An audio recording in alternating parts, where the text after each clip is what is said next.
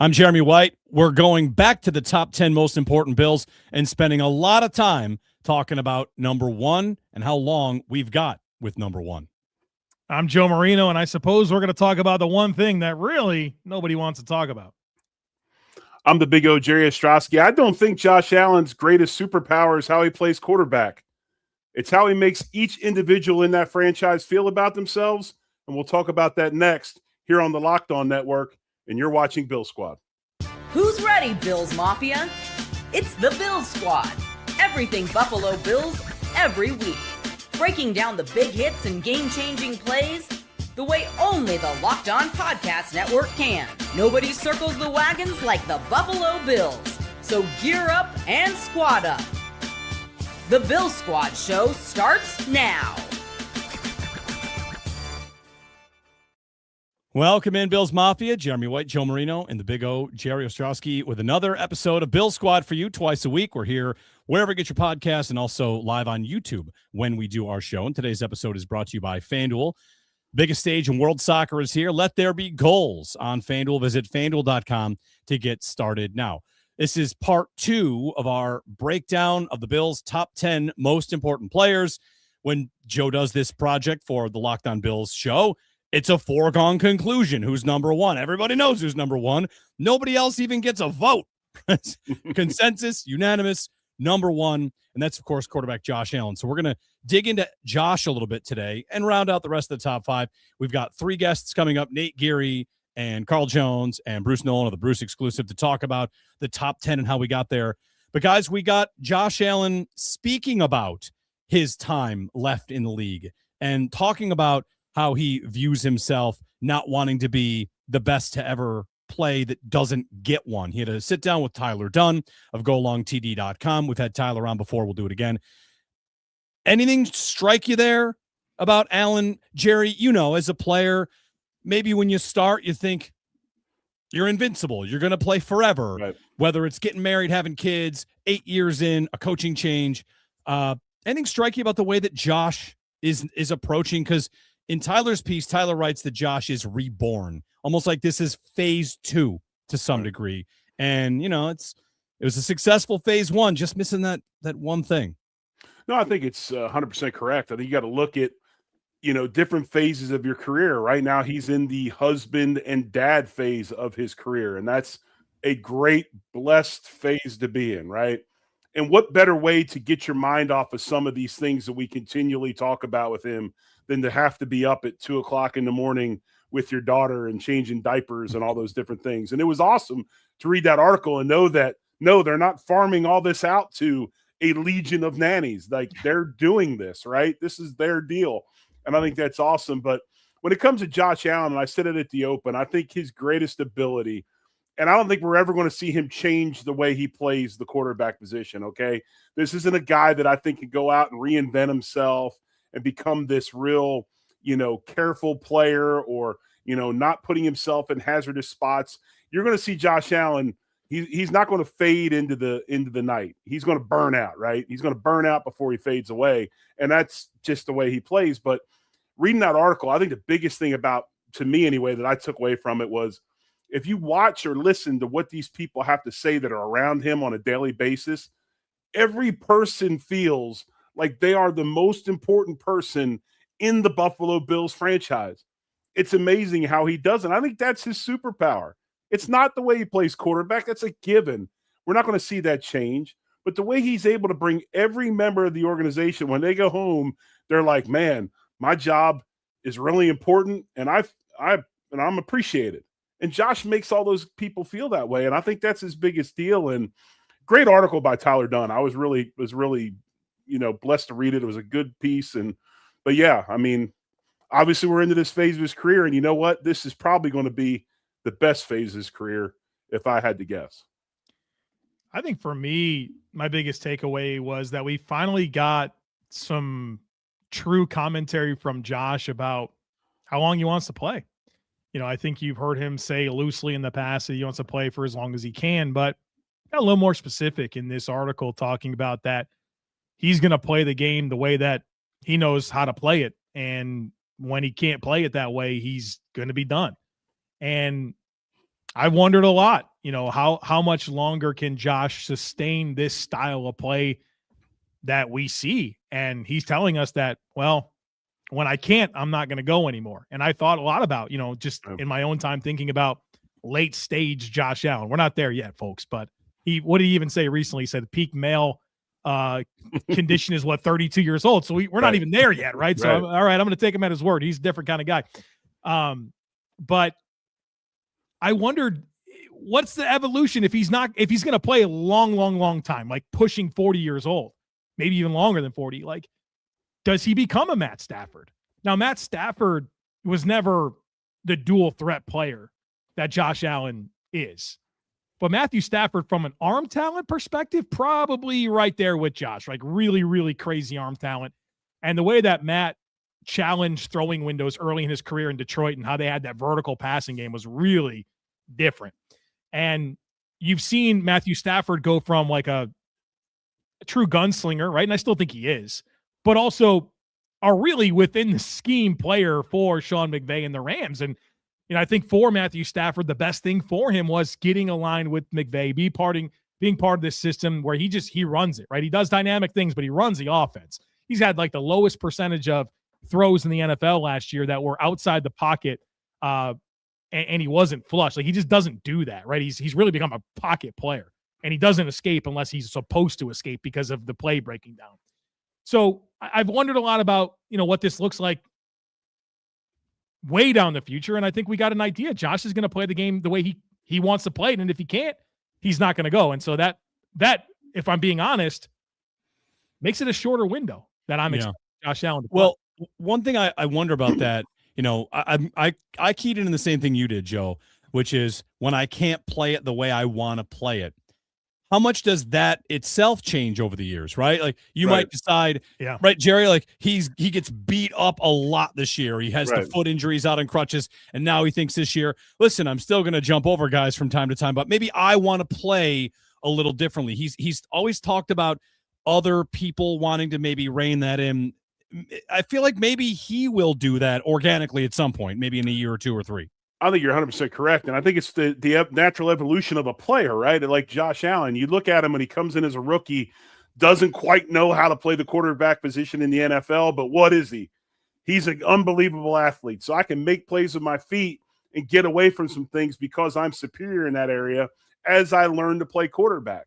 And now as he's getting into his 30s and later in his career, that ability as a pure quarterback comes out more as maybe the athletic side diminishes, right? So you have that natural turnover of I become more of a quarterback. I'm more of a sage almost. It's that Yoda sense, right? Like Yoda can barely walk until it's time to get the lightsaber out, and then he's whipping everybody. It's the same thing you're going to have with Josh Allen. Maybe he won't be as mobile or take the chances that he's taken, but his maturation and the way he's progressed as a quarterback allows him to do some things because we know this. No matter where the ability goes as far as how he moves his feet, no matter how the speed and mobility and all those things go away, we know what the arm is. And the arm is as elite can get. And even at 80%, it's elite, right? So he'll have that. And we've seen this happen from a lot of quarterbacks. I mean, remember Peyton Manning? He could barely throw it out of a paper sack, but he was so far ahead of the game, he could survive and do those things and wins a Super Bowl in Denver. So I would just happen to think that it's kind of the natural turnover of how things go. The mental side of it takes over more of the athletic side of it. Jerry makes a really salient point that I think is necessary based on my response, because when I was going through my initial reaction, I was definitely assuming that the way that Josh Allen wants to play the position is the way that we've seen him play it. But that's not what the quote says. It says when I can't play it the way I want to. Right. And that could change, right? He could embrace that I want to play more within structure. But we know that whenever it's not clicking for Josh and he's not being able to be true to whoever he thinks he's supposed to be, that's going to be it. How much of the decision to go to this head coach do you think the owner / GM had this root central issue in mind? Because if things go well, you wanted this next coach hire to basically be phase 2 of Josh Allen's career. And I guess what I want to kind of tie a million themes over the last couple of years together. Everybody eats. Josh throwing passes that are screen passes that sometimes we don't like, but he doesn't take hits, right? They have talked a lot about keeping an offensive line in front of him that's going to protect him, right? The number one job, according to Joe Brady, is to make sure that Allen stays healthy. So how much of the franchise's build do you guys see as maybe a transition to less wild, draw it up in the dirt ball and more of, Joe, what you're talking about, like on schedule Matt Stafford style stuff? Well, I can't remember who wrote the article kind of later in the season about Sean McDermott's relationship with Josh Allen and how Josh is going over his house and hanging out with the kids and all that, that certainly painted it one way, but I think you can obviously kind of pay attention to what's been out there since and realize that Josh is feeling reinvigorated, and you would expect that, right? I wouldn't expect him to be moping around, be like, man, I don't know, without Sean McDermott, I just don't have the energy to play this game, right? Like that's not going to happen, but it certainly feels like there's a new energy. I don't know if it's better or not, but there's a new energy. I think everyone's curious. I think from a fan perspective, at least my perspective, I have some nerves about it, right? Because I think there was a certain floor that Sean McDermott provided this football team, but the unknowns I'm curious about them, right? I'm curious if there's more to unlock and, a different message and voice that can take this team where we ultimately want it to go. So it feels like the energy's there. It feels like Josh is on board. But it'll play itself out and we'll see what happens when adversity strikes. Well, I think he says it in the article himself. Joe Brady's had some really good offenses in this league. We've had some good offenses under Joe Brady. I think we've all known that, this wasn't a thing or a move where we're trying to fix the offense. We're trying to fix the defense, and which had to be done. And we've talked about this, but I don't know if it's a move to Joe Brady to protect Josh. I mean, if everything that we've heard is true, we've been hearing that the last head coach we had is the one that kept protecting Josh and putting the governor on it.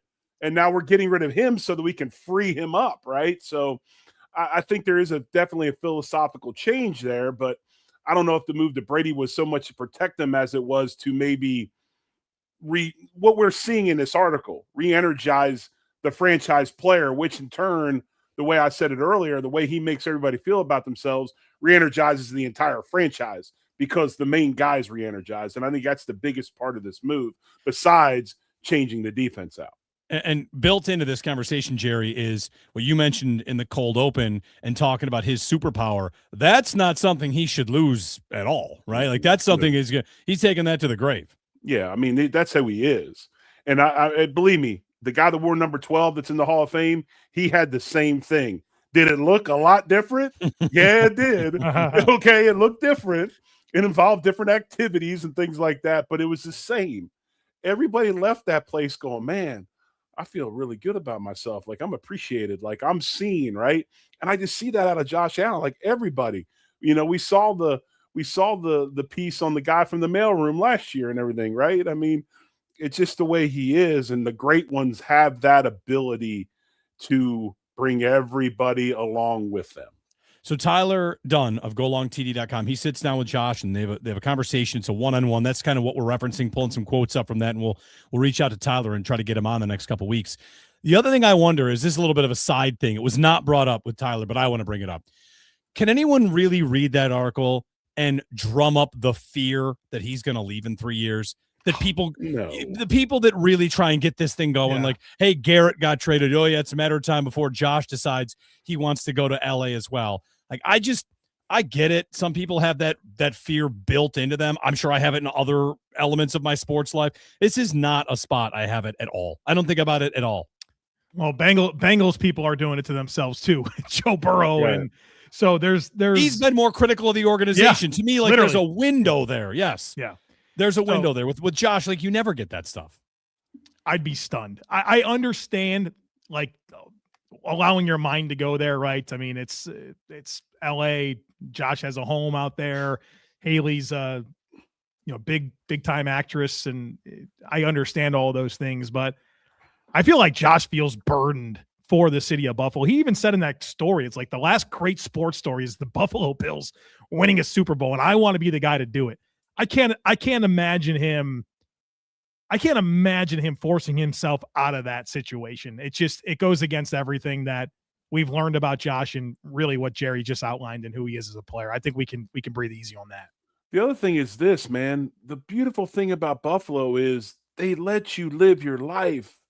The city of Buffalo allows you to live your life. Like right now, the situation they're in with a newborn and they're doing this thing together. Like if he was in LA right now and he didn't tell anybody what the name of the baby was, he'd have paparazzi staking out, they'd be everywhere, right? We're outside the embroidery shop and we've got burp rags with, Daryl on them. So, obviously Josh didn't want him to know what type of diapers they were using for the baby. You're not going to, right. It's so awesome because they have Dolphins logos on. Buffalo is there too.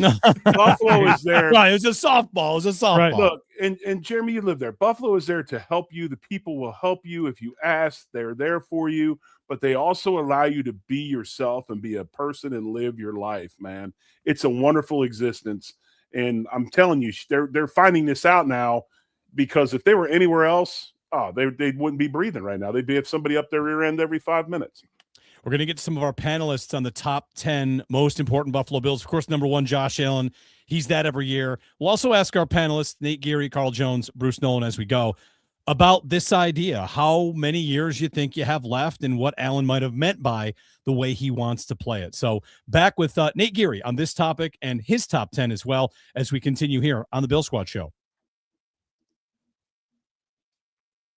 This episode of Bill Squad brought to you by Square, the business platform that helps sellers become neighborhood favorites. Whether you're gearing up for a busy season or just trying to keep up with everyday demands, Square keeps your business running smoothly. From payments to online orders, inventory, staff, and more, all in one place. You can focus on your customers, not your to-do list. Square helps business simplify the day-to-day while still giving them room to grow. So if it's a coffee shop or a pop-up store, whatever, pet store in the neighborhood, you notice when the receipt, the loyalty punch, the fact the person behind the counter is looking and paying attention, you've got a good point of sale. You notice that as a customer. When you're not juggling 5 different tools just to take payment and track inventory, you can actually focus on your customers as someone that is in the shop. That's what makes a neighborhood favorite. Square helps you run your business more smoothly, bringing payments, operations, and insights together in one place so you're ready for whatever is next. Right now, listeners can get up to $200 off Square hardware when you sign up at square.com/go/LockedOnNFL. That's SQUARE.com/go/LockedOnNFL. Get started with Square and build a setup that works the way you do. We're back here on the Bill Squad Show. Jeremy White, Joe Marino, and the Big O, Jerry Ostroski. We're on Big Buffalo watch, by the way, guys. Been asking people to keep an eye on the new stadium because the first week in June is supposed to be when they start to piece them together. So we're getting closer and closer in that stadium. We're getting more and more visions of it. So if you're out there, send us a picture. Let us know. We're on large Buffalo watch. Joining us on our panel here today, Mr. Nate Geary, who works at WGR Sports Radio 550 with me. He's part of Joe Marino's panel of esteemed panelists. Nate's the class of the panel, I would say. he brings the class all the way up. Where is Nate joining us from? I've been following this guy on Instagram. A golf course. I guarantee it is a club. Where are you? Where are you? It's my apartment, guys. I do have a lot of golf clubs and golf things in my apartment. Yeah. Okay. Yeah. Your apartment looks like a pro shop. Pretty sure I saw you singing songs in downtown Atlanta like 2 days ago. You're already back home. Right. I'm back in. Don't you worry. Right. Well, Nate, we've been talking a little bit here about Josh Allen, of course, number one, the most important Bills player going forward, but also like the timeline, because it feels like now with a new coach, the timeline for Allen is a topic we are thinking about, he's thinking about at this point in his career. So every time you talk about Josh Allen timelines, I sort of think about that Elway, the helicopter where Elway's like 40 years old, just getting absolutely helicoptered into an end zone. And I'm hoping that's not Josh Allen at 40, but I'm also, part of me, I guess, hoping that's going to be Josh Allen when he's 40 years old, because I don't think any of us are really prepared for the conversation of what it'll look like when he's not, trucking 235-pound NFL linebackers or hurdling, somebody right before he could just walk out on the sidelines, right? So the conversation feels like eventually it'll get more and more uncomfortable as our eyes start to see the evidence of that happening. 30 years old, I know I'm obviously much closer to that than you guys are, but, The back doesn't warm up as easy, and listen, the injuries of previous years are definitely going to start compounding for Josh. I mean, he's on. Everyone knows the Iron Man streak he's on right now in terms of consecutive games played, and I think it's something really important to him. I think if you're Joe Brady, I think you probably have a duty in how you're evolving this offense to not necessarily rein Josh in, but I think I've sort of been envisioning this, guys, which is I think you can go two schools of thoughts about what this offense is going to look like, right? With Pete Carmichael here, is there going to be more of a dive into the Sean McDermott or the Sean Payton sort of vibe of that offense where he's going to be lining up under center? We're going to see 5-7 step drops under center, stuff we haven't seen a lot from Josh Allen run offenses. I get the feeling or what my hope is that we get to see what I think is the best of the last couple of seasons, which is a passing offense that looks more like Brian Daboll's and it's a little bit more downfield. I think they have better personnel for that now, combined with a running attack that frankly, Brian Daboll was never really able to scheme up here in Buffalo and frankly didn't have a piece like James Cook either. So as much as I think, Jeremy, you and I have talked about this in pregame a couple of times, I feel like over the years, which is maybe we reserve the golden retriever Josh Allen for like December games and playoffs when it really matters. I'm thinking of a couple of, was it 2 years ago, the Arizona game, where he's sort of diving into the end zone and I don't know, breaks his hand or whatever he does. He never misses a game, but it certainly affects him. So where I'm at, guys, is I don't want to necessarily imagine the world of how the game will look different when Josh starts to reel back. But I get the sense from listening to Ty Dunn's piece or to his podcast the other day, talking about his piece, was that this is going to be the sort of thing where when that starts to happen, I think that's when Josh is going to know it's the end. And I think we'll all sort of see its sort of signs on the wall, if that makes sense. I'm going to put you on the spot, Nate, and get you to get out your crystal ball. And what quarterback do you think that Josh Allen's second half of his career is going to kind of follow that arc? You mentioned John Elway, and he gets those 2 Super Bowls there at the end. There's what Matthew Stafford's done in becoming like a very system quarterback and executing at a high level. There's Cam Newton that had injuries and it fell apart very quickly. And maybe that's the most stylistic player to Josh Allen. I think that Josh is a way better passer than Cam ever dreamed of being. But is there an arc? Ben Roethlisberger, you remember that? I mean, the last few years were pretty dicey, but he could still escape the pocket and heave it, man, and complete the pass down the field. Who's the quarterback arc that you think Josh Allen is going to kind of most resemble? So let me add a name with a caveat to say, I hope it's not for like the Dolphins, like it was for Brett Favre playing for the Minnesota Vikings at the end of his career. But I mean, I remember pretty clearly obviously the year in New York did not go well, and it sort of looked like his career was over. But the rejuvenation in Minnesota, I mean, the guy was still spinning the ball at a pretty remarkable rate in Minnesota. Obviously, they got to an NFC Championship game, Bounty Gate. He ends up, kind of in pieces and shattered. I don't know. I think if you were to ask people if he could have the last 5 years of Brett Favre's career, the way that he was still able to move around and spin the ball and be the focal point of an offense that was an NFC, contender for a championship, I might say that would be my hope. Is it my bet? I don't know. We'll see. But I would say Elway or Favre, one of those guys, because their games most resemble Josh Allen's. One thing, real quick, just to jump in, one thing that separates Favre is that they drafted another guy. Yeah. And can you imagine that scenario? Oh, God. What are we talking 3 years from now? First round pick, it's a quarterback. We're going nuts. Yeah. I won't be at that squad show. I have to take that one off. Hey, Nate, what's the index right now? What's the gin index right now? What are you playing to? The index is a 5.7 right now. It's up a little bit from. Yeah, it's up a little from the 4.1 that I started the season with, but I'm working some things out, and as you know, Jeremy and I, we take a lot of lessons, so I'm working through some different things right now. Jerry, I can't putt. That's my problem. Well, you're gonna have to go to the center shafted spider like I went to. It changed my life. I'm a 6'4" right now, and that's one of the big reasons why is for that putter. Got to get that center shafted putter, man. Somebody recently told me this because I was thinking about buying a lab putter. Somebody told me, be careful when you buy a lab putter because it's the last step you take before never playing golf again. So Yeah. if the lab putter doesn't work for you, then you're never going to be good at it. So Bought a lab, sold it, went to the center shafted spider, much better. But anyway, we could talk golf forever. But let me ask you this, Nate, and this is something that's Josh Allen related, but not Josh Allen related. We look at this offensive line of the Buffalo Bills. We lost David Edwards. There's a big-time chance we might lose Osiris Torrance. We have no idea what's going on with Dion Dawkins, if he's going to come back or not. Did they leave him at left tackle? Does he eventually move inside? We do have McGovern. We do have Spencer Brown. With Josh Allen now 30 and moving on, I mean, is it kind of naive for us that we constantly talk about receivers? Sorry, Jeremy. And we constantly talk about bringing them in. Should we make sure we have an offensive line and James Cook's running game? Because to me anyway, those two entities will help Josh go well into his 30s more than just having a couple of wide receivers that can run downfield and stretch vertically. Yeah, listen, the names you mentioned, Jerry, I think are all, interesting, important names. The one I think you omitted, though, that I think is the most important, and the one I think I'm most interested to see what it looks like is Aaron Cromer. With his absence, Yeah. What does this offensive line look like with I think if you asked around the league, he's probably, if he's not the best offensive line coach, he was right up there.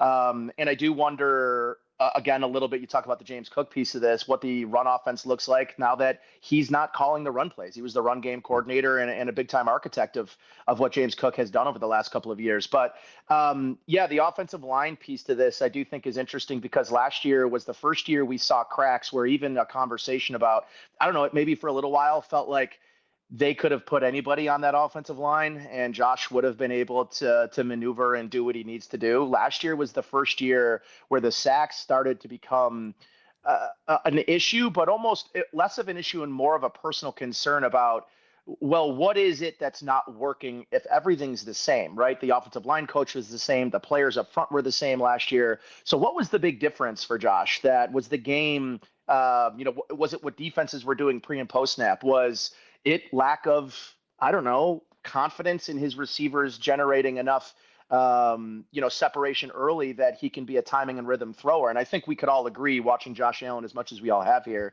in this group, that Josh is not a, drop back, and that's why the Mike McDaniel thing, I loved the idea, but I just have never seen Josh function in an offense that is solely based on timing, footwork, anticipation, that kind of stuff. That's just not really been Josh's game. Not saying he can't do it, but I do wonder if Joe Brady sort of has to rework some of the wires in Josh's head this year, where with DJ Moore and a Skylar Bell type, well, you have guys now that are capable of separating early in the routes. You've got to be able to trust that before they turn their head, the ball's coming out. So I would say that this is going to be my biggest wait and year, Jerry, on the offensive line, because if it looks like it did last year where Josh is running for his life and doesn't really trust what he's seeing and he's taking a lot of hits within the pocket, I might argue on behalf of you and say, well, now it's time to go get a real game-changing first-round pick, whether that's at guard, whether that's at tackle, and moving some things around. Or if it just kind of goes back to him being a guy that takes historically low sack numbers against, pretty average pressure rates, I'll say, does it matter who's playing up front? Because you still have Josh Allen with his ability to remain mobile and move outside of the pocket and get away from pressure. Nate, before we move on from you, we got more guests here on our top 10 panel. One note about your ballot, your top 10 for the top 10 most important Bills. You had Khalil Shakir still in the top 10. He had faded a bit and fell out of the top 10 this year. So the case for Shakir still as a top 10 guy, despite the fact that I think a lot of people think maybe others have jumped above him.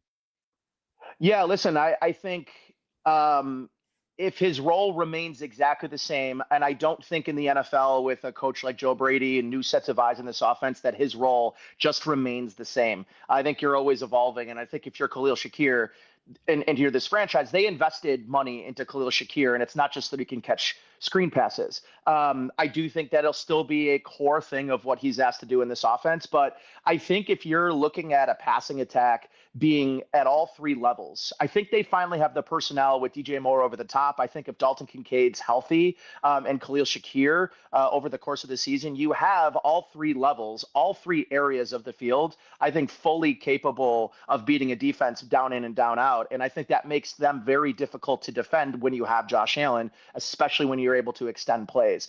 I think that over the last 3 seasons, I think it's the last 3, maybe definitely the last 2, where he has led this team in yards, catches, targets, the whole 9, right?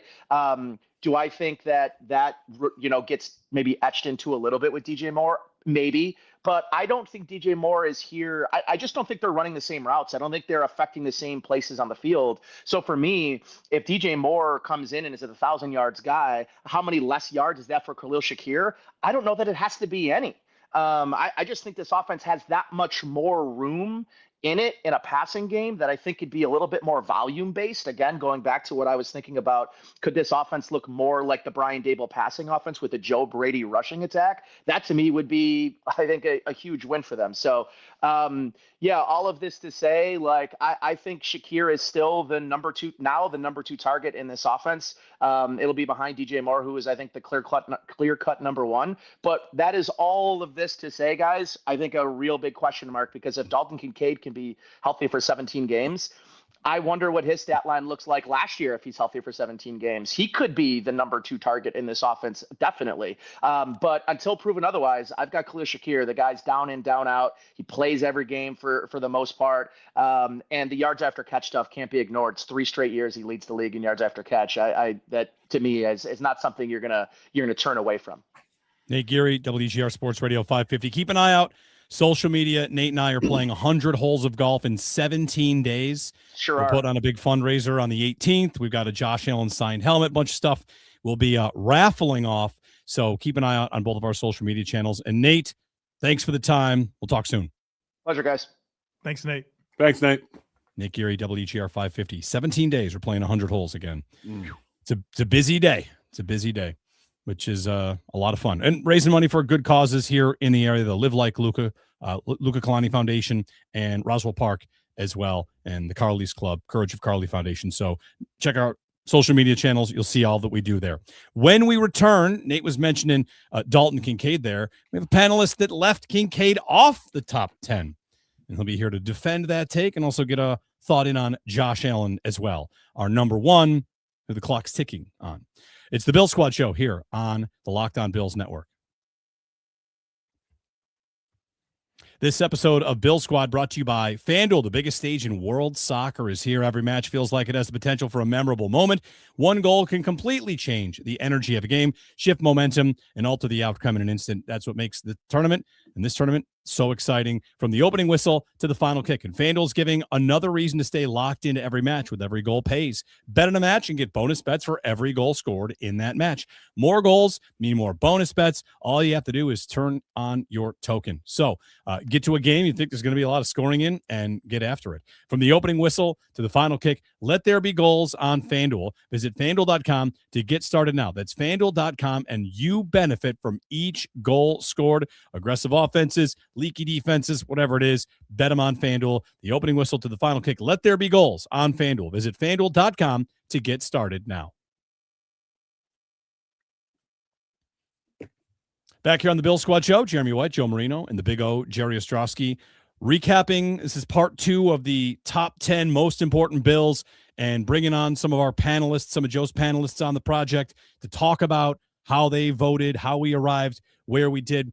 And this time we welcome in Carl Jones. And the show gets better because another Syracuse guy's on. That's all we need, as many Syracuse guys as possible. Carl, we've got your ballot. Thanks for joining us. And before we get to your top 10, we're asking everybody today about the Josh Allen timeline. He spoke with Tyler Dunn about his career and how he's feeling about it. So did you take anything out of that? And when you think about Josh's time, how many years you think? What do you feel about his game, how it'll hold up over the years? Well, first off, I appreciate y'all for bringing me on today. As you mentioned, Jeremy, ain't nothing better than the big S behind me. Shout out to the big orange. Anybody who listening, hey, we need some NIL because apparently it's an arms race to make the team good around here. That's right. All jokes aside, though, it was interesting to see Josh that open and honest about his future and things going forward. I think on one hand, you could say based off of his style of play that there may be a ticking time on how long he could be effective in the National Football League. But the more I look at the landscape of the NFL and how they are making things much safer for the quarterback, I think it is really tricky to look at quarterbacks from yesteryear and say, oh, okay, this is when the cliff comes, because quarterbacks are given far more protections today than they even were 10 years ago. So if you were to tell me that Josh Allen is still a pretty darn effective quarterback at like age 38, why couldn't he be? I mean, I know that a lot of his superpowers come from the fact that he is able to make plays outside of the pocket, but this isn't 2019. He is still a demon inside of the pocket as well, and he's getting more accurate and getting smarter than ever. So it's difficult to say, like, at the peak of his power, sure, but don't get it twisted. He can still be at age 40, for my money, still a pretty effective quarterback. Carl, we got to talk DBs a little bit with you. You know, you have a background doing so. And so I, of course, look at your ballot, and I see you got a couple of DBs on there, Christian Benford and Cole Bishop. You had Benford at 9 and Bishop at 8. If I had to ask you who's the next most important defensive back on this football team for the future, who would you pick? And I don't envy your decision between IGB and Max Hairston, but obviously they're all open to you. Who would you pick? I would lean towards Max Hairston just because I think the skill set that he possesses is more rare. I think that when you talk about a cornerback who has ball skills, which I think is getting lost in this modern NFL, where cornerbacks aren't being taught from the youth levels on up to attack the football the way they used to, and it's kind of reflected to a certain extent with the interception totals. Is why when you see something like Trevon Diggs or Deron Bland a few years back, we're all like, wait, what in the world just happened? Like 9, 10 interceptions, right? And not saying that Max Hairston has that in his tool belt, but I do think his ability to close and click and get after the football in the air is rare. Like, I know that when I was in DB rooms, you would have a cornerback coach who would sit here and tell you, listen, there's only a few players that we're going to allow and give you the leeway to make plays on the ball in that manner. But if you miss, you're going to be sitting next to me. And I think Max Hairston is one of those players where a coach will be like, hey, buddy, none of you other guys are allowed to drive on this 5-yard hitch, but Max can. And that's no disrespect to IGB, who I still think has a pretty nice tool set where he's long, he's lengthy, he can run as well. But what Max provides as a player, if that hits, that's something that's super rare. You don't find a lot in the NFL. Carl, appreciate you coming on the show. Thank you very much. And other than the fact that he played in the ACC, and I know that you have some ACC bias, but you had TJ Parker in your top 10, one of very few people that did. What was it about the rookie defensive end that excites you that would put you have him right off the bat in your top 10 as far as most important Bills go? Yeah, a lot of my top 10 was based off of positional importance. Is the reason why I had Spencer Brown, Dion Dawkins as high as I did. If I look at it real quick, the only player that came from a non-premium position in my top 10 are James Cook and Cole Bishop. And those two players have flashed a lot, more so James than Cole. And when I look at TJ Parker, Brandon Beane needs to hit on a premier edge rusher. He needs to. I mean, when we go down the line, I think Greg Rousseau has been a hit for where you get him in the back half of the first round. But then when you look at a Boogie Basham, AJ Epinesa, and then some of the swings they've taken in free agency, they maybe haven't panned out the way that he would like. So if you get a player like a TJ Parker, who, if he becomes a player that can get you 8 to 10 sacks on any given year, that's a really darn good pick for Brandon Beane. And having him opposite of Greg Rousseau, you're getting two thumpers off the edge who can crush the pocket, and that could help transform the defense going forward. So not necessarily based off of who he was at Clemson, although his sophomore campaign was pretty good. If you combine the positional importance and then where the Bills defense needs to go forward, TJ Parker is definitely important for their future. Positional importance, is that what led you to Kincaid not in the top 10? And maybe not just tight end importance, but depth there, that they have other guys that can maybe do the job. I mean, of course, he could be an important player, but you did leave him out. He's the only player in the top 10 that you didn't have. Your ballot was as close to the actual consensus as anybody in the panel. Yeah, Jeremy, I think you got to look at my Google Doc and all the revisions of taking guys in and out. Because Kincaid was the one that I had the most trouble with.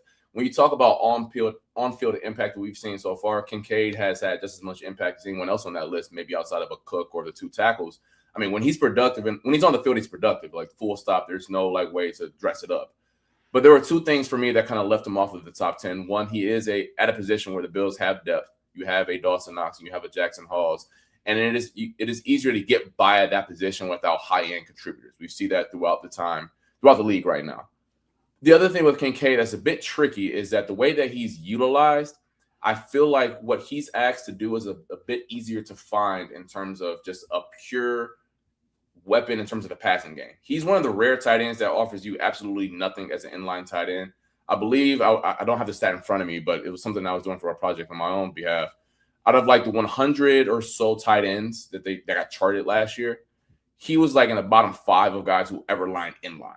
Like the Bills don't ask him to do that. And then some will say, well, the injury has something to do with that. The years prior, the stats weren't much different. So the Bills don't ask him to do a lot of the traditional wide tight end stuff. This isn't to say that he isn't good. I mentioned at the top, I think he's good. But I think if you are asking him to be your traditional H or maybe even slot wide receiver in terms of the route concepts, it's a bit easier to find that type of player, whether it is a wide receiver as opposed to someone who can dig out a 6 technique, whatever the case may be. Carl, let me ask you a question. I want to rewind a little bit. I want to go back to the DB discussion, having you on here, and you bring a much, great aspect to it. Looking at Hairston, say IGB is the guy they ultimately want to go to at corner because of we watch Denver play. Lots of holding calls, don't care. They want to be physical, rough receivers up. Does Hairston have the chops or the ability, knowing how he is and his quickness to be able to close on gaps? Do you think they could then move him to that nickel corner slot because he has played a bunch of zone, he is comfortable in space, and you do have that space playing in the nickel slot, that slot, corner position? Do you think that'd be something he can do, especially now that we don't ask our slot corner to protect B gap in the run game?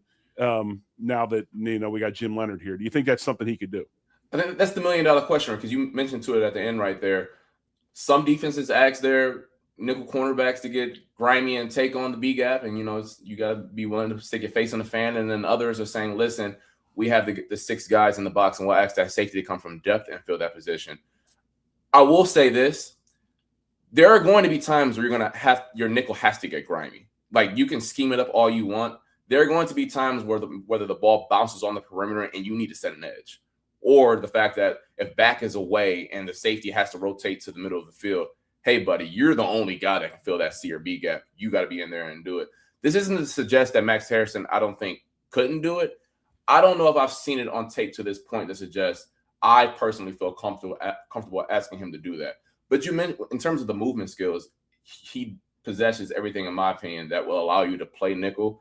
I will feel more comfortable at the moment if you ask him to do it on like dime situations or obvious, clear passing downs. But sure, most of the time you don't ask your nickel to get grimy in the run game. Sometimes, my boy, the way that the formation is, the game plan is that week, hey, buckle up your chin strap. It's going to be a long game. Right. Carl, can I sneak one in here? I would love to ask you about Christian Benford. He might be he's in my top 3 most favorite players on the team, and he's entering year 1 of this extension. I think the world of him, but obviously there's a new challenge coming in Jim Leonard's defense where I think we're going to see a lot more press man coverage than maybe he was asked to play under McDermott. Now, I feel good about him doing that, but I'd love your take on CB, what you've seen, and your outlook for him in this defense. Yeah, Benford was my second favorite player. Taryn was my favorite, just based on the fact that he didn't care about. Oh, did you see him in the Raiders helmet? Don't look right. Oh my God! It don't. I'm like, right. wait. Bad as Reggie wearing a Patriots helmet, dude. Well, wait till we see Milano in some weird helmet. That's gonna hit weird too. But it don't look right. But I'll say this: Christian is my favorite to watch. I love watching him practice. You guys have seen him, whether it is pre-practice. His attention to detail, and I know I'm nerding out here for a second. Cornerback, I know that it's a height, weight, speed position. You got to be able to run and turn and flip your hips. His attention to detail pre-practice and how meticulous he is. Watching him last year with Tre'Davious White and even Rasul Douglas before that, I was in awe. I'm like, I know I got a job to do covering someone else, but I need to watch this for like 5 minutes, right? And in all seriousness about his fit going forward, I've always said Christian Benford has the chops to be someone that you can allow to play man coverage and figure all the other 10 stuff out. As often as a Surtain or a Stingley or a Christian Gonzalez, right? Probably not, because those guys still have supreme, freakish athletic gifts. But does Christian Benford meet the threshold of certain matchups of saying, listen, you play one-on-one and we're going to play 10-on-10 everywhere else? Yes, I believe so, and I think he's going to get the opportunity to do so this year. Shoot, Riley Moss was given that opportunity in Denver in certain situations. How many times did y'all watch him play against the Bengals and T. Higgins is dunking on him? No safety help in those situations either. CB is going to get the opportunity to do it this year for sure. Carl Jones joining us of Channel 4 in Buffalo, WIVB. Carl, thanks for the time. We'll do it again down the line, closer to the season. Hey, y'all be blessed. Thank you guys for having me. And don't forget, everybody who's listening, But Orange, we need some help on the field this year. Y'all can figure it out any way that y'all can. Y'all have a good one. Thanks, Carl. I support that message. Carl's great. Get a break in. Bruce Nolan on the other side of the Bruce exclusive podcast as we roll through our panel. And the thing that stuck out about Bruce's top 10 ranking was where everybody else kind of landed the number 2 player. He had him lower than anybody else on the ballot. So he's going to answer to me for downplaying receiver. No, that's good. Get ready for it. He's going to have one. All right. We'll get Bruce's thoughts on DJ Moore, who he ranked 10, still in the top 10, coming up here on the Bill Squad Show.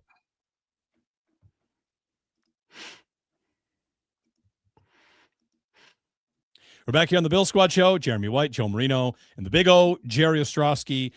Quick heads up, next show, it'll be midweek Thursday is our normal schedule, and then we will be talking about potentially Dion Dawkins' weight. Jerry, I can't wait for tomorrow him to meet with the media. He wasn't at voluntary OTAs. He's got to check in. He's tweeting out steak salads. I'm watching this like it's fantasy football. I'm so excited to see what Dion weighs in at and your reaction. Oh, I'm so excited. I've been following everything, man. The food journal's amazing. That's right. I cannot wait. He's letting us know he's doing the work. We're getting random screenshots in our group text from Jerry with a plate of food that Dion's eating. It's a salad. Yep. Jerry's keeping us up to speed on it all. I'm keeping all receipts, all of them. Right.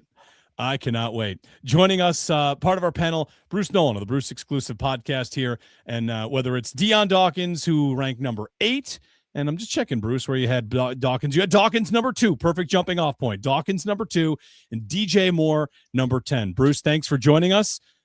Take it wherever you want here, whether it's Dawkins at 2 or DJ Moore at 10. Gentlemen, thank you so much for having me. Before we get started, I would like to announce that I as well am having the same audio issue that Greg had where I can hear everybody but Jeremy. Awesome. So I had to kind of take my cue by watching when my screen popped up and then watching when his lips stopped moving, that I assumed he was introducing me. And I don't know if I did a good job there or not, but I just want to let you all know I'm experiencing a similar audio issue.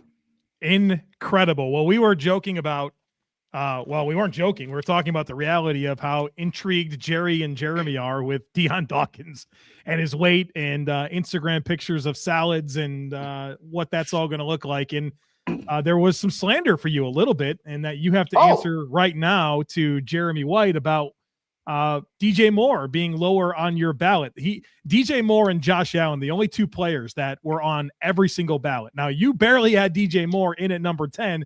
And on the flip side, you had Dion Dawkins at number 2. And so we were hoping to get some commentary from you on those rankings.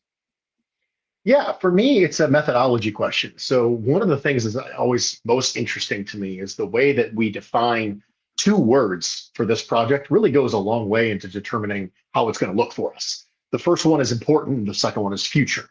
So I have gone on record in my own descriptions of this as saying that the way that I tackle this exercise is that I say, okay, what happens if this person hits their perceived ceiling, or if they're at their perceived ceiling, maintains it?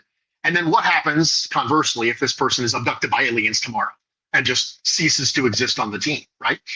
And then what is the delta between those 2 items? And how does that impact the future of the team? And by the future, I mean the probability of winning at the level or higher than the level than they have recently, and also the plan.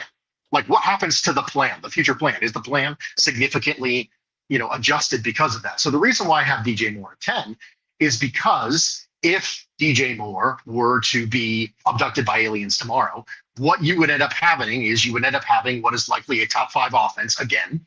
And you would end up being the main reason why you are not able to get where you want to get going. The fact that the defense didn't hold up the bargain, as it historically does in the playoffs and as the late season. I'm not saying that more offense isn't good. By all means, let's do it. More offense, love more offense.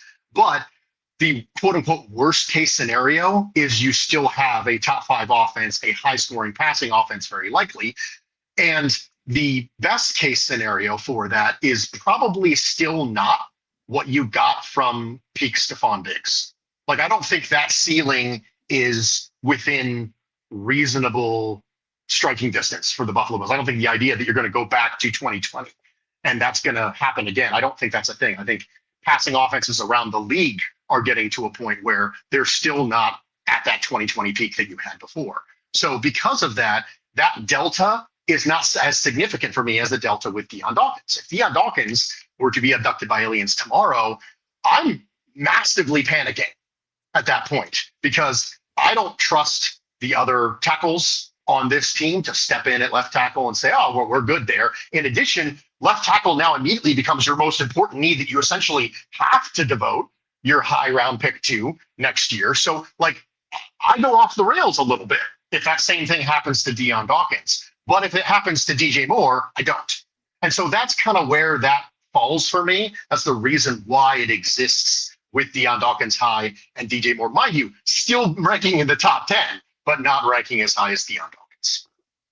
Staying with the offensive line thing, Bruce, when you look at who you have ranked, you have 3 linemen, which I'm very appreciative of that, Bruce. I thank you very much for that. But I've got to ask you the fact that you did leave Osiris Torrance off. What is it about Osiris Torrance when looking at all these things? You know, you have McGovern, you got Brown, you got an aging Dion Dawkins, no Osiris Torrance. Your reasoning behind that? Osiris Torrance didn't make it because Connor McGovern did. And in my conversations around Connor McGovern, what I said is, as far as the reasoning why he ends up so high is because of question marks on other parts of the line. And so I made the conversation piece when I was talking about Connor McGovern that signing him to a contract extension isn't just, okay, well, we don't have to worry about that.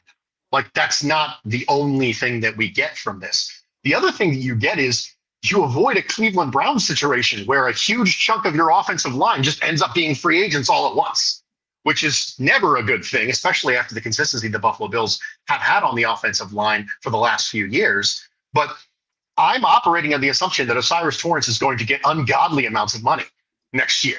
Just staggering money. I mean, David Edwards got $15.25 million AAV. You know, Osiris Torrance is going to get 22 easy.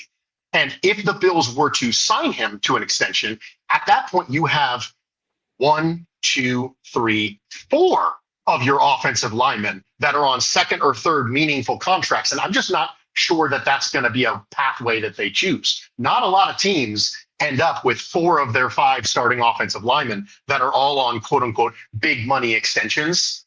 And so that seems off to me. And so if Osiris Torrance right now, let's use the same logic, if he were to hit his ceiling, which I think he's kind of at his ceiling, I think he's a good starting guard in the NFL, then I'm going to be happy about that. And if he is abducted by aliens, I don't think it changes the plan, because my plan moving forward when I'm looking at the Buffalo Bills, and what I think the Buffalo Bills plan might be, is that they're assuming he's not going to be on the team next year, because it's just not a common thing for you to have that many people on second, third big money deals. And so Osiris Torrance didn't make it because Connor McGovern did. And I think they made their choice right there. If this series were to appear on the Bruce exclusive podcast feed, it would be called the 10 Buffalo Bills players they can least afford to be abducted by aliens. So that's a big difference. In addition to, of course, you'll never turn on Locked On Bills and hear a musical or hear food metaphors. You know, that's another big difference between you and I. Bruce, in looking at your ballot, and I feel bad that we're continuing to ask you questions about players you left off, but if there is a player that surprised me when I got your ballot that you didn't include, it was Greg Rousseau. And I'm just kind of curious, where are you at with Groot? I like Groot, and I think that you're at your ceiling for Groot. I think that you've also doubled and tripled down on Groot's skill set, which I think when you think about the methodology that I just explained, if that's your methodology, which we can have a separate conversation about whether or not I'm even using someone's preferred definition of important and their preferred definition of future. But if you're using that framework, if that's the framework you decide to go with, then you have doubled and tripled down on that same skill set, right? You may have thought, well, the Bills, they're going to walk away from AJ Epinesa and now it's going to be a diversification of the pass rush. And the answer is no. We're going to keep mashing that button. We're going to spam the long-armed, heavy-handed compression rusher button, regardless of who the head coach or defensive coordinator is. So when you decided to sign Bradley Chubb and draft TJ Parker, that moved Groot down. Because now the question becomes, if he's abducted by aliens, you have 2 other players who are of, I'm not saying the same skill set, I'm saying similar archetypes that I think lessens that blow when you have Greg Rousseau gone. That doesn't mean that Greg Rousseau is not a good player. Again, if you're ranking the top 10 best players on the team, this looks different. But the question was important for the future of the Buffalo Bills, and the methodology is partly based on, abducted alien conversations. So that's the reason why Rousseau ended. I think Rousseau was like 12 or 13 when I did my list. And it was because you went and you got Bradley Chubb, you went and you got TJ Parker, so you tripled down on that skill set. So I go a little further and say, why Parker than Chubb? Age? Yes. So Parker than Chubb, because Parker represents, in my opinion, the ceiling to this pass rush. I don't think anyone among us, even the most ardent Gregory Rousseau or Bradley Chubb defenders, thinks that there's something in them that's going to make them a 15 sack a year person. Like, I don't think anybody, even the people who are really excited about those players, probably think that's where it is, which means the ceiling of your pass rush lies in your rookie. Because this is another one of those players, Brandon Beane used the exact same conversation when you talk about Deion Walker. This is one of those players that you can make an argument, if they come out earlier, the conversation around them looks different, right?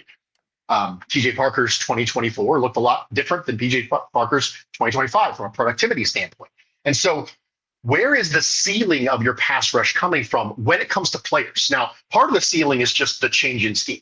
Right, that's part of the ceiling. Part of the ceiling is, well, maybe we can get it from a change of scheme. We can manufacture some pass rush in ways that we weren't otherwise able to do so.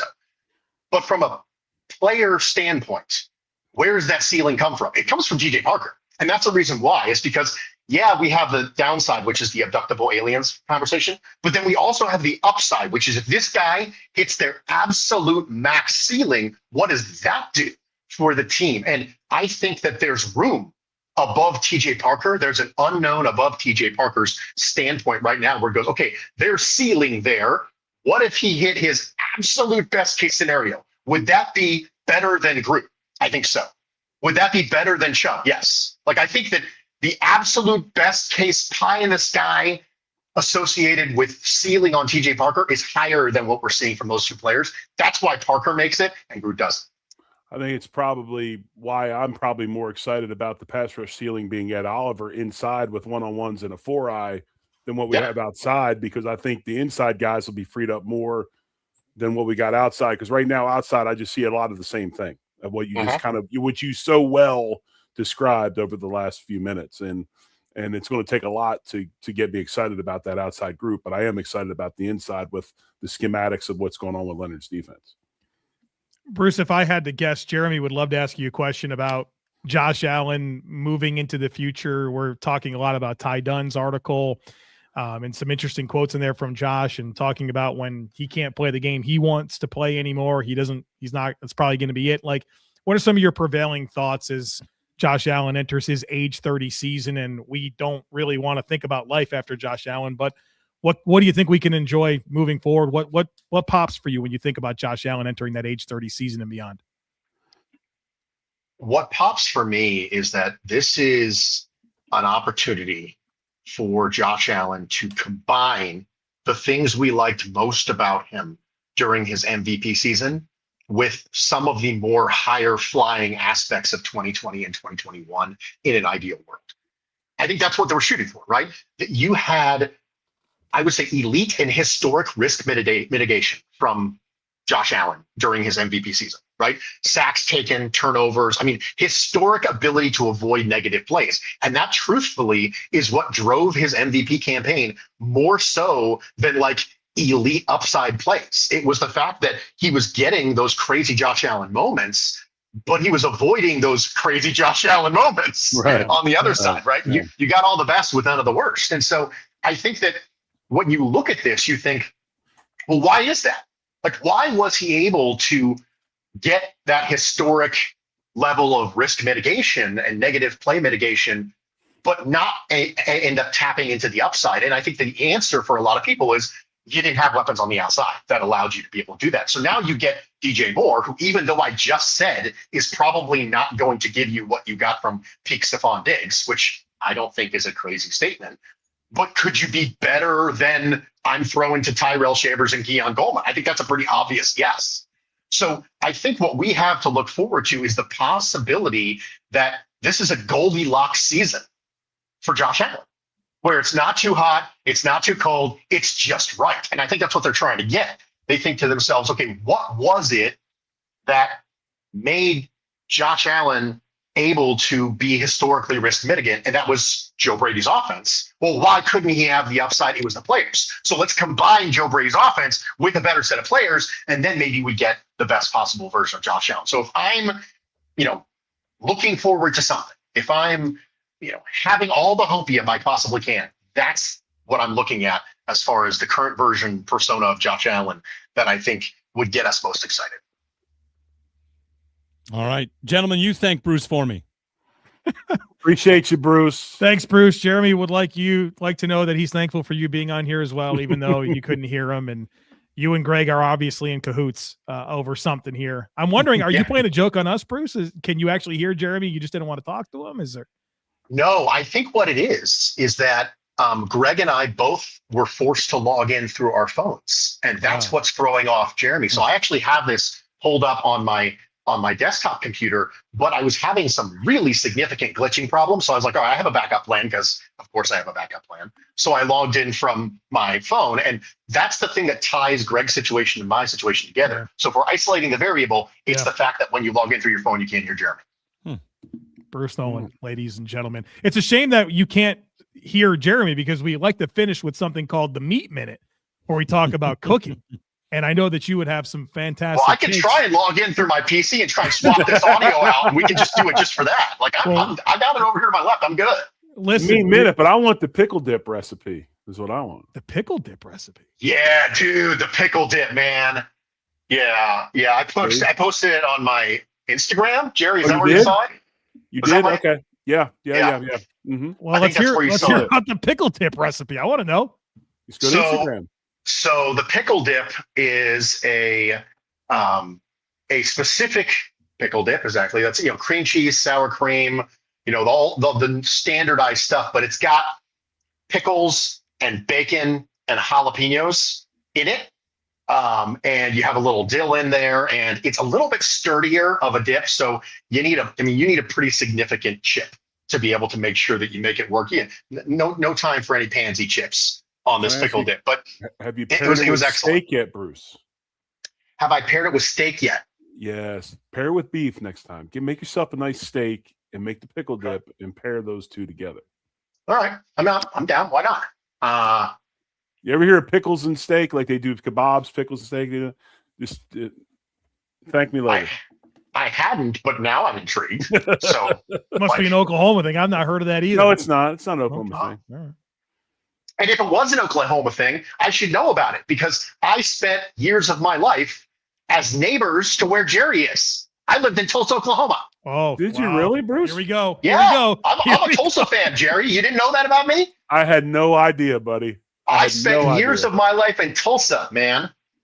I love Tulsa. Were you there 88 to 91?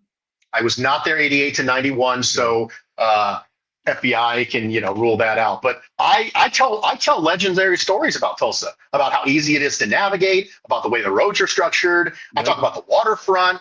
I talk about all that stuff, man. My sister's yellow hair looks ugly. Period. My sister's yellow hair looks like Mingo.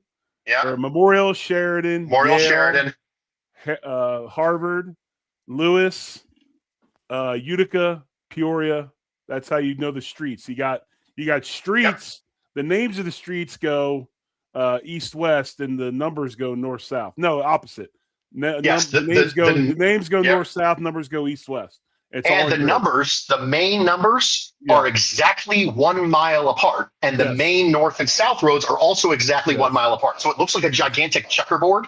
So when you tell someone, hey, where do you want to meet? I want to meet at 71st and Yale. Every single person in the entire city knows exactly where that is and how to get there. That's excellent Midwestern city planning. No, I asked you about the time frame because that's when I played college football down here. So I didn't know if you went to games or not. So, but obviously you did. I can tell I did not see you play college football, though. I have seen my share of Tulsa games, and everyone always asks me, Oklahoma State or Oklahoma? No, Tulsa, man. Tulsa. Neither Bruce, one. I love you, dog. I love you, man. I love you. I love Romance was born today. Yes, it was. Bill's Squad. Pickle dip in Tulsa. It was All born right, today. man. I go vacation in Tulsa. That's how I play. Thanks for having me, guys. Thanks, Bruce. Thank See you, you, Bruce. Bruce Nolan, Bruce How exclusive. about that? Not bad. I don't know about a pickle dip. We consistently are getting pickle de gallo. There's a new Oh, you can get pickle de yes. gallo. That's good too. Keep an eye out for it. They sell it wherever we get it. But yeah, some tortilla chips and pickled de gallo. Winner. Yes. Did you see Jeremy's response when Nate made the comment about how they both take a lot of lessons? Jeremy didn't like that. No. Nate plays more rounds of golf than I play holes of golf in a year. And there it is. I mean, listen, why is he so good? Because he That's plays well long. done. Well I'd done, only Joe. seen that look from Jeremy one other time, and it was when he was talking to Brandon Bean on WGR and said, "How so?" Trust me, I take a lesson or two when I can. I'd love to take a lot more and play a lot more. The lesson you need is experience, and I need a little more of that too. But I got 100 holes coming up. By the way, just saw this on the X account. Former Bills head coach Sean McDermott is taking in today's Giants minicamp with Joe Sean and John Mara. Ooh. Interesting. Interesting. He's tight with Harbaugh, right? Maybe. They were on that staff together in Philly. Yeah, they were. That was a thing, right? So who's more friends with Shane. with Joe Sean or Joe Shane? I guarantee it's McDermott or Brandon Bean. I guarantee it's Brandon Bean. I've been to a lot of things, the Combine, Senior Bowl. They are joined at the hip. You can't see one without the other. So but maybe that's the whole point. McDermott's there to say, hey. How quickly does a phone call get made to Joe tonight? What did he say about me? What was he saying? What did he say about me? Who knows how to hack that line? To the Bills fan, pickled de gallo. You mean relish? No, I mean pickled de gallo. I mean an actual tomatoes, club of pickled de onions. gallo. It's salsa, but it's pickle based. Yeah. So not tomatoes, right? Is that what you're basically saying? No, pickles and onions, and there might be a tomato or two in there. I don't know, but it's good. You've had pico de gallo, right, Joe? No. Well, here we go. I don't like onions, so there's pico de gallo. I forgot. You eat like a big kid. I forgot about that. I just don't like onions. Yeah, that's it. I don't like them.